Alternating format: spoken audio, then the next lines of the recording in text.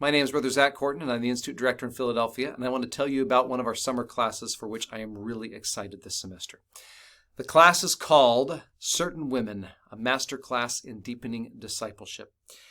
And I want to introduce it by reading this account of the premortal war in heaven from Revelation chapter 12. It says, "And there appeared a great wonder in heaven, a woman clothed with the sun and the moon under her feet, and upon her head a crown of 12 stars. And she, being with child, cried, travailing in birth, and pained to be delivered. And there appeared another wonder in heaven, and behold, a great red dragon, having 7 heads and 10 horns, and 7 crowns upon his heads. And his tail drew the third part of the stars of heaven, and did cast them to the earth. And the dragon stood before the woman, which was ready to be delivered, for to devour her child as soon as it was born. And she brought forth a man-child, who was to rule all nations with a rod of iron. And her child was caught up unto God and to his throne."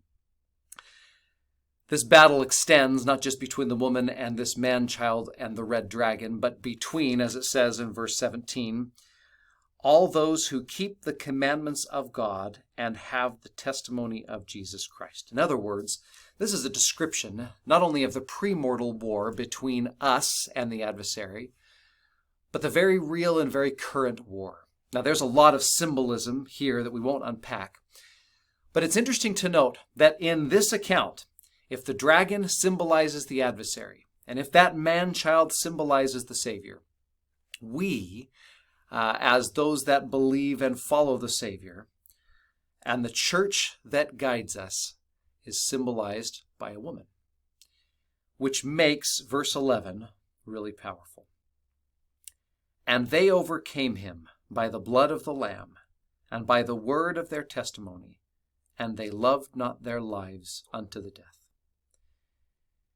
It is a truth that we overcome the adversary by those 3 things: the blood of the Lamb, the word of our testimony, and our willingness to sacrifice. But it's interesting that in this account, we learned how to do that from a woman.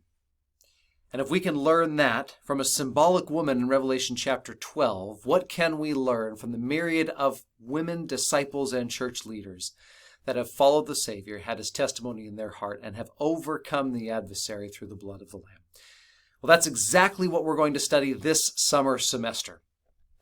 We've shifted our class from Wednesday nights to Thursday nights. We're holding it at the chapel right across from the temple on Wood Street. At 6:30, we eat together. At 7 o'clock, we have class. At 8 o'clock, we hang around for activities, games, and socializing. You are invited to come, as is the person next to you and the person that you're thinking about and the person that you last texted. Anyone.